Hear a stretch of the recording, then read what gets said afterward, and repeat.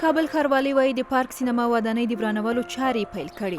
کابل ښاروالۍ دغه اقدام وروسته تر هغې کوي چې د ولسمشر لومړي مرستیال امرالله صالح د دې سینما د ورانولو غوښتنه وکړه. امرالله صالح ویلي چې د پارک سینما د ودانۍ پر ځای به یو فرهنګي ځای جوړ شي چې په ښه توګه ترې استفاده وشي. د کابل ښاروالۍ ویانده سمیرا رسا وایي د پارک سینما ودانۍ د ګټې اخیستنې او د بیا جوړېدو وړ نه ده، نو ځکه یې غواړي چې له منځه یوسي. پس از بررسی هیئت رهبری شاروالۍ کابل که در رأس از جناب شاروال صاحب همچنان حضور داشتن و اینا بررسی کردن، متاسفانه سینما پارک گنجایش ترمیم دوباره را نداشت و ما تصمیم گرفتیم تا یکی را تخریب کرده و جای از او یک ساختمانی با معیارهای جدید را اعمار کنیم.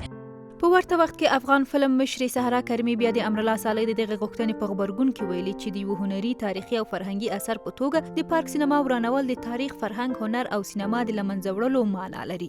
نوموړي ټینګار کوي چې ورانول حل لاره نه ده او دغه سینما د ورانولو پر ځای باید د سینما بیا رغونه وشي.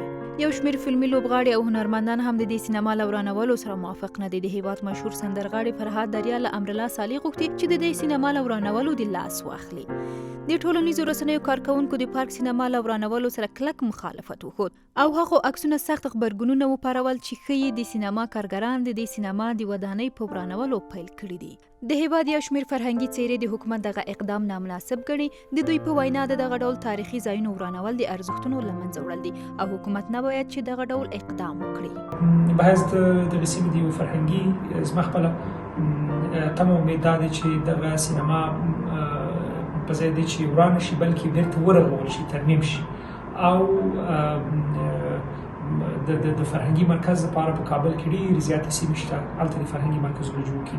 د پارک تاریخي سینما د کابل ښار د شهرنو په پارک کې ده چې 70 کاله دمخه د وخت حکومت لخوا جوړه شوې ده. د افغان فلم ادارې د معلوماتو له مخې په ټول هیواد کې 38 سینماګانې دي چې له ډلې یې 18 په کابل کې واقع دي.